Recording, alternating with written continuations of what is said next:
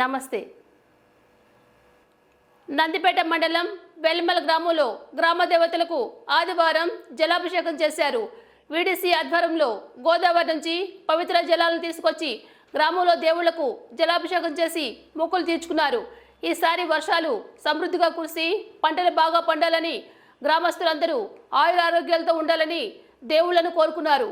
ఆలూరు తదితర గ్రామాల్లో గ్రామీణాభివృద్ధి కమిటీల ఆధ్వర్యంలో జలాభిషేకం కార్యక్రమాన్ని నిర్వహించారు.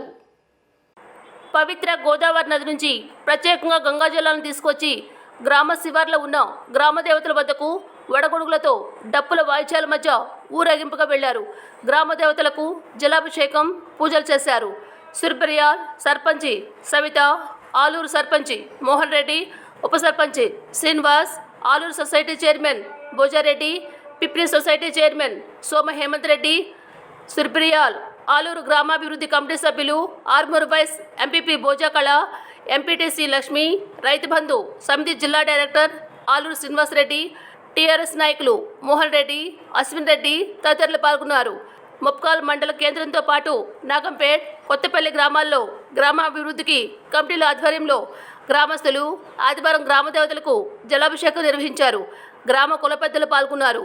వేల్పూర్ మండలంలోని పడగల్ గ్రామంలో ఆదివారం గ్రామ కమిటీ ఆధ్వర్యంలో గంగాజలంతో గ్రామ దేవతలకు జలాభిషేకం నిర్వహించారు.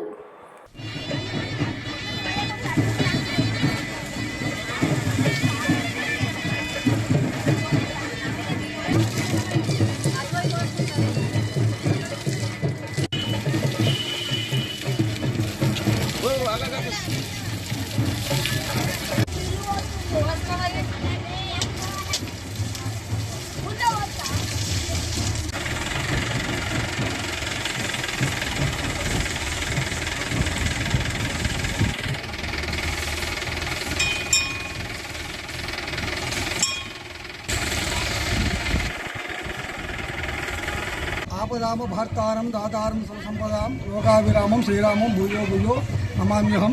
దాదాపుగా 22 సంవత్సరాల నుంచి ఇది అనుమతి కొనసాగుతుంది.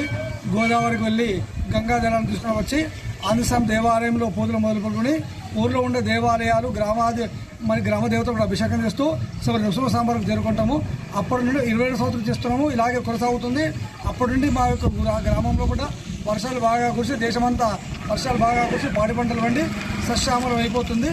అందుకు భగవంతుడికి మేము ఇప్పుడు కూడా సదా కృతజ్ఞతగా ఈ అనుమతిని కొనసాగిస్తున్నాము. మా వెల్లుల గ్రామంలో మెట్పల్లి మండలం జైశాల్ జిల్లా ఈ గ్రామంలో గత 22 సంవత్సరాల కంటే 2002 సంవత్సరంలో స్టార్ట్ చేసి దిగ్విజయంగా ఎప్పుడు కూడా ముందస్తుగా వర్షాలు కురిసి పాడి పంట బాగుండాలనే ఒక ఉద్దేశం ద్వారా గోదావరి నుంచి జలాలు తీసుకొచ్చి ఇక్కడ హనుమాన్ టెంపుల్ దగ్గర ఫస్ట్ పూజ చేసి అక్కడ నుంచి లక్ష్మీనరసింహస్వామి టెంపుల్ నుంచి దసరగుట్ట వద్దకు వెళ్ళి అక్కడ జలాభిషేకం చేసి అక్కడ అందరూ కూడా సుభిక్షంగా దేశమంతా వర్షాలు కురిసి బాగుండాలనే ఒక కార్యక్రమాన్ని ఇది